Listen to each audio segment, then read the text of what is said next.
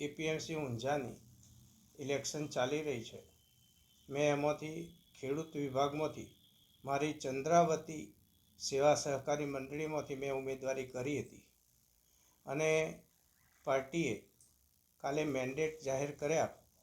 એમાં મારું નામ કપાવાથી હું વ્યથિત છું. અમારા ઊંઝા મત વિસ્તારના જે લોકલ નેતાઓ છે, નારાયણ કાકા, હરિભાઈ સંસદ સભ્ય અને કિરીટભાઈ ધારાસભ્ય, એમને પોતાના માણસો અને પોતાના સમાજની ચિંતા કરી છે. કાર્યકર્તાઓની કોઈ ચિંતા કરી નથી.